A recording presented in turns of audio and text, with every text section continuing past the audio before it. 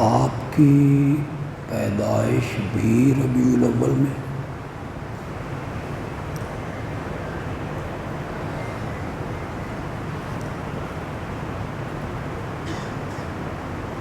تاریخ کا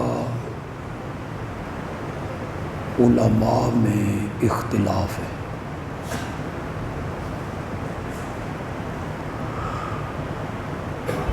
مہینہ بھی طے ہے اور دن بھی طے ہے، سوموار۔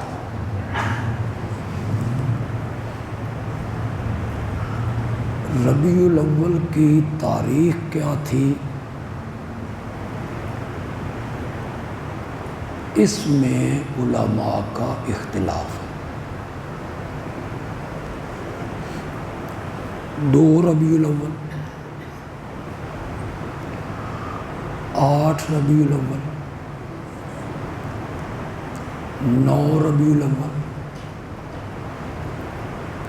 12 ربیع الاول۔ اہل تشیع کا خیال ہے 17 ربیع الاول۔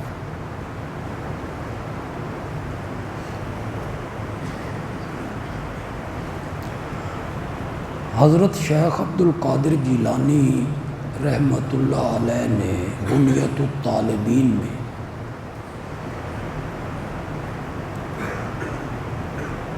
جہاں مہینوں کی خصوصیات لکھی،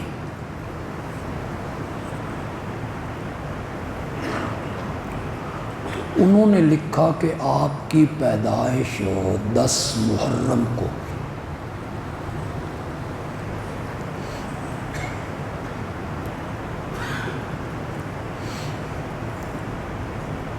یہ جو تاریخی اختلاف ہے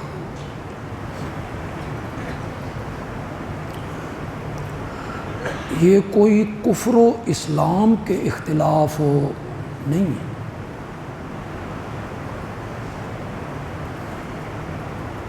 میں کہتا ہوں 9 ربیع الاول،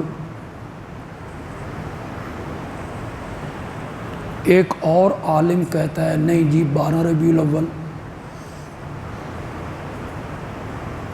اس کہنے سے وہ کافر ہو جائے گا؟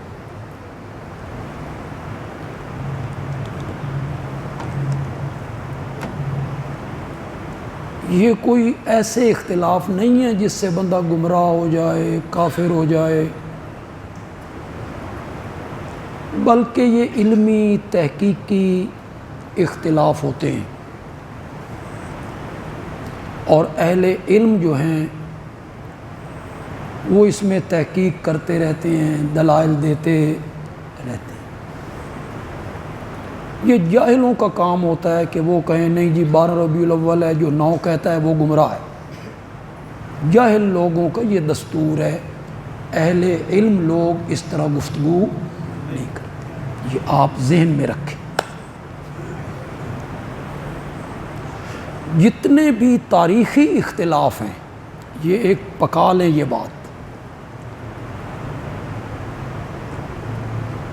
جتنے بھی تاریخی اختلاف ہیں کہ واقعہ یوں ہوا تھا یا یوں ہوا تھا،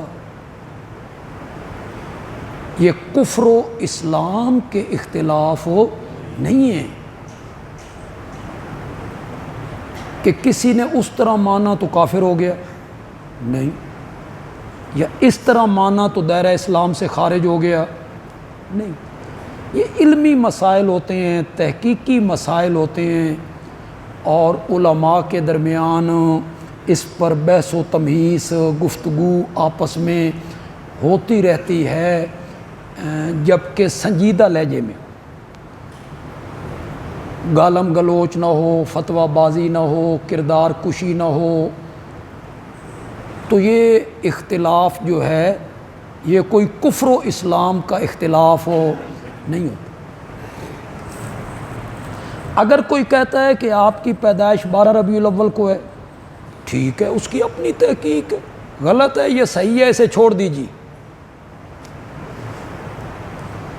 اور کوئی کہتا ہے نہیں 8 ربیع الاول ہے، 9 ربیع الاول ہے، 17 ربیع الاول ہے، 2 ربیع الاول ہے، اس کی اپنی تحقیق، اس پر میں گفتگو نہیں کرنا چاہتا، نہ میں یہ ثابت کرنا چاہتا ہوں کہ کون سی تاریخ ہے، اس پر بھی میں زور نہیں دینا چاہتا۔ میں ایک بات کہنا چاہتا ہوں، اگر آپ سمجھ جائیں، اصل قیمتی بات وہ ہے، اگر آپ سمجھیں میری بات کو، یہ جو ولادت کی تاریخ کا اختلاف ہے، 2، 8، 9، 12، 17، یہ جو اختلاف ہے، اگر صحابہ چاہتے تو وہ ولادت کی تاریخ کی جستجو کرتے یا نہ کرتے؟ بولو تو صحیح۔ اصل بات یہ ہے، صحابہ جستجو کرتے، تحقیق کرتے۔ وہ پیدائش کا دن منانا اتنا بڑے اجر کا کام ہے کہ دنیا کی کوئی عبادت اس کا مقابلہ نہیں کرتی۔ ولادت کا دن منانا اتنا ثواب اور نیکی کا کام جو ہے، تو پھر صحابہ کو اس دن اس تاریخ کی تحقیق کرنی چاہیے تھی کہ نہیں کرنی چاہیے تھی؟ لوگ موجود تھے، آپ کے چچا ابو طالب موجود نہیں تھے؟ کیوں بھائی نہیں تھے موجود؟ کوئی صحابی ان سے جا کے پوچھتا کہ جناب ذرا ہمیں بتائیے تو صحیح کہ ہمارے آقا دنیا میں تشریف لائے تو تاریخ کون سی تھی؟ پوچھ سکتے تھے کہ نہیں پوچھ سکتے؟ چلو یار اور کوئی نہ پوچھتا، حضرت سیدنا علی تو پوچھتے رضی اللہ تعالی، ان کے تو وہ والد ہیں نا۔ میرے نبی کی پھوپھی صفیہ زندہ ہیں، حضرت زبیر کی والدہ وہ زندہ ہیں، صحابہ چاہتے تو ان سے پوچھ سکتے تھے۔ میرے نبی کی والد اور والدہ کی لونڈی ام ایمن وہ بھی زندہ ہیں۔ آپ یہ سن کر حیران ہوں گے کہ مدینے سے واپسی پر جب آپ کی والدہ محترمہ حضرت آمنہ ننہال سے آپ کو ملوا کے واپس مکے کی طرف آ رہی تھیں، میرے نبی کی عمر 6 سال تھی، ام ایمن ساتھ تھی، اور آپ کی والدہ محترمہ نے آپ کا ہاتھ ام ایمن کے ہاتھ میں دیا تھا کہ اسے دادا کے سپرد کر دینا۔ وہ ام ایمن بھی زندہ ہیں۔ صحابہ ان سے پوچھتے یا نہ پوچھتے؟ بولو تو صحیح۔ حضرت سیدنا علی ابن ابی طالب رضی اللہ تعالی عنہ کی والدہ محترمہ، ان کا نام بھی فاطمہ ہے، وہ بھی زندہ ہیں، میرے نبی کی چچی ہیں۔ صحابہ ان کے قریب جاتے، ان سے پوچھتے کہ آپ کس تاریخ کو پیدا ہوئے تھے، 9 کو، 8 کو، 12 کو، 2 کو، پوچھتے۔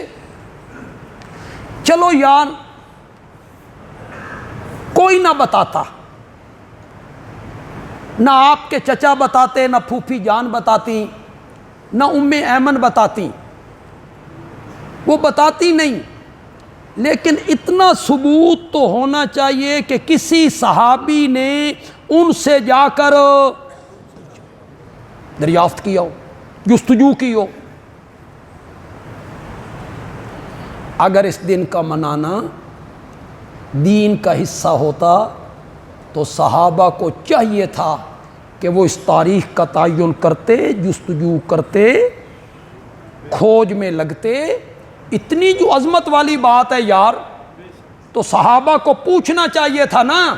میری محبت، آپ کی محبت، آج کے کسی مومن کی محبت نبی اکرم صلی اللہ علیہ وسلم کے ساتھ اتنی ہو سکتی ہے جتنی سیدنا صدیق اکبر کی